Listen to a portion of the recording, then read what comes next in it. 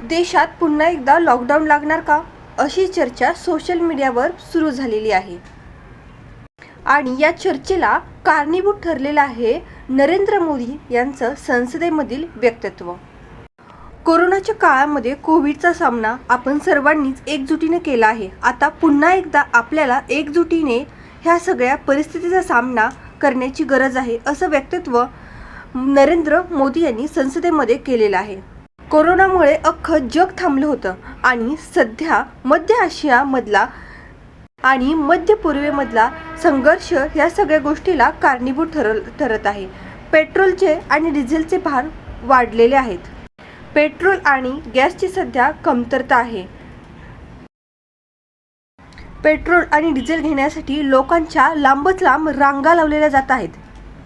काही दिवसांनी ही परिस्थिती हाताबाहेर जाऊ शकते आणि याची पूर्ण कल्पना देशाचे पंतप्रधान नरेंद्र मोदी यांना आहे आणि त्यामुळेच आणि त्यांच्या या वक्तव्याला आपण नीटसं समजून घेतलं पाहिजे.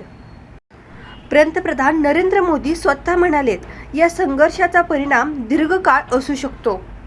त्यामुळेच लॉकडाऊन का लागणार आहे, लॉकडाऊन लावून काय फायदा होणार आहे, लॉकडाऊन का लावला पाहिजे, ह्या व्हिडिओमध्ये आपण याची सविस्तर माहिती घेणार आहे.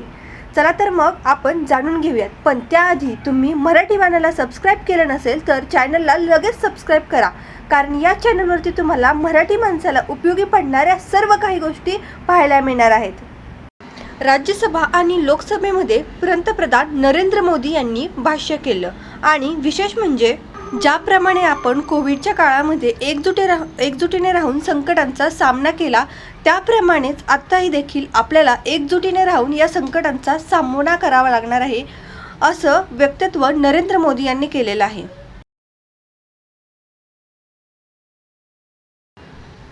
इंधन, खत, गॅस यांच्या किमती सध्या झपाट्याने वाढताना दिसत आहेत आणि हे असंच सुरू राहिलं तर आपल्याला धोक्याची घंटा म्हणता येईल.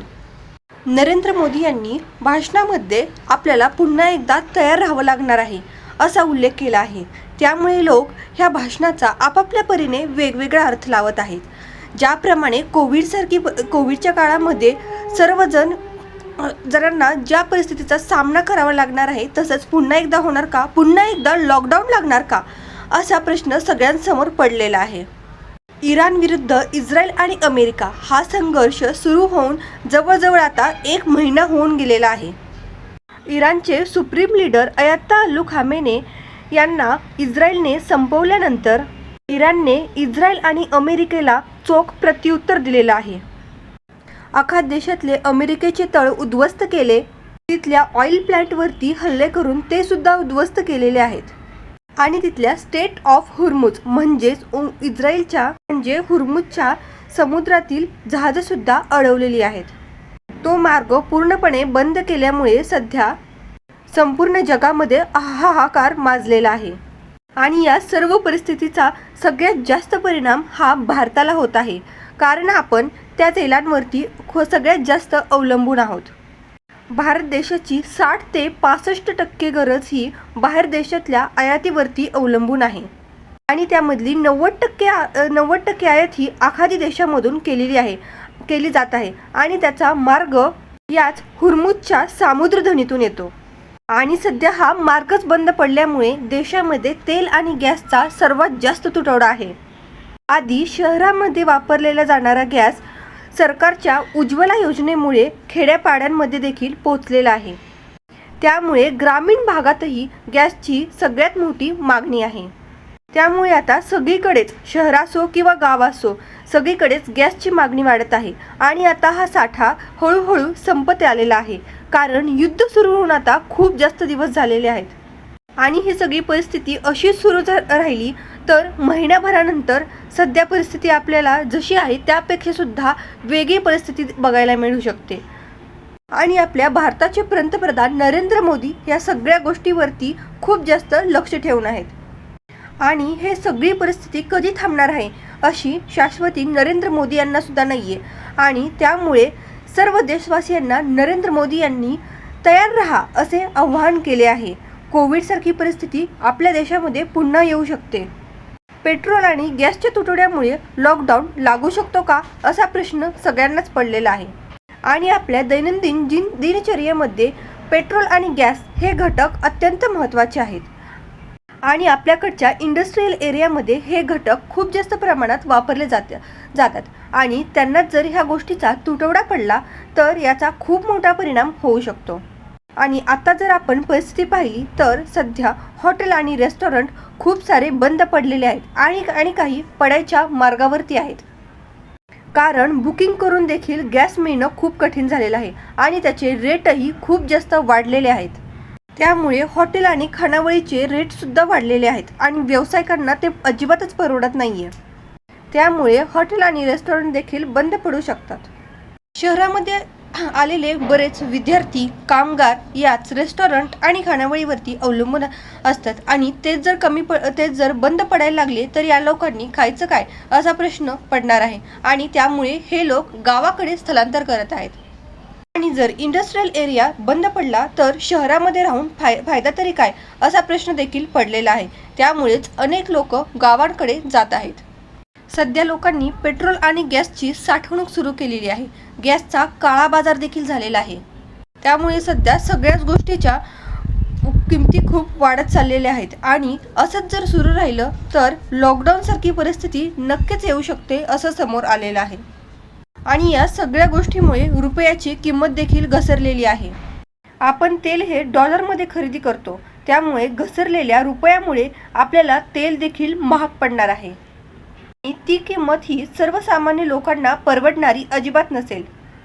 आणि या सगळ्या गोष्टीचा परिणाम होऊन वर्क फ्रॉम होम असं सगळ्या कंपन्या देऊ शकतात। त्यामुळे या सगळ्या गोष्टीचा वाहतुकीवर परिणाम होणार नाही। सध्या ट्रम्प यांचे बदलते स्टेटमेंट बघता ही परिस्थिती कधी संपणार हे आपण अजिबात सांगू शकत नाही। ही सगळी परिस्थिती कधी थांबेल हे कोणीही सांगू शकत नाही आणि ही सगळी परिस्थिती बघता केंद्र सरकारने 7 वेगवेगळ्या घटकांची स्थापना केलेली आहे आणि हे 7 घटक हे इंधन, खत यावरती नियंत्रण मिळवण्यासाठी काम करतील।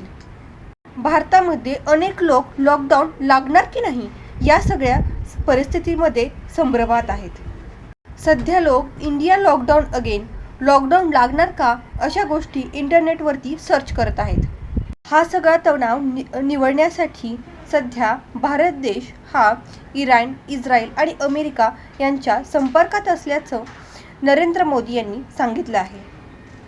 त्यासोबतच डोनाल्ड ट्रम्प यांच्याशी देखील नरेंद्र मोदी यांनी फोनवरती बातचीत केलेली आहे। सध्या परिस्थिती शांत करण्यासाठी भारत खूप जास्त प्रयत्नशील आहे। नरेंद्र मोदी हे खूप जास्त प्रयत्न करत आहेत की ही परिस्थिती लवकरात लवकर थांबली गेली पाहिजे, पण लॉकडाऊन लागणार का हा प्रश्न आपण टाळू शकत नाही। लॉकडाऊन लागणार का की नाही अशी परिस्थिती सध्या अनेक नागरिकांना पडलेली आहे। अगदीच कडक लॉकडाऊन न लागता काही गोष्टींवरती मात्र निर्बंध लागू शकतात आणि त्यासाठी तयार राहावं हेच पंतप्रधानांना सुचवायचं आहे। त्यामुळे आपण लॉकडाऊन लागू शकतो अशा परिस्थितीमध्ये आपण तयार राहिलं पाहिजे। तुम्हाला काय वाटतं, आता लॉकडाऊन लागू शकतं की नाही या परिस्थितीबद्दल तुमचं काय मत आहे हे कमेंटमध्ये नक्की सांगा। लॉकडाऊन लागल्यानंतर कोणकोणत्या व्यावसायिकावर परिणाम होणार, कोणते व्यवसाय ठप्प पडणार, याचा सगळ्या गोष्टींचा परिणाम काय असू शकतो यावरती तुमचे मत नक्की नोंदवा। कमेंट बॉक्समध्ये कमेंट करा। तुम्ही हा व्हिडिओ कोणत्या भागातून बघत आहेत ते देखील कमेंट करा आणि ह्या चॅनलला सबस्क्राईब करा, कारण या चॅनलवरती तुम्हाला मराठी माणसाला उपयोगी पडणाऱ्या सर्व काही गोष्टी पाहायला मिळणार आहेत। धन्यवाद। व्हिडिओ कसा वाटला हे देखील कमेंट करा। जाता व्हिडिओला एक लाईक नक्की करा।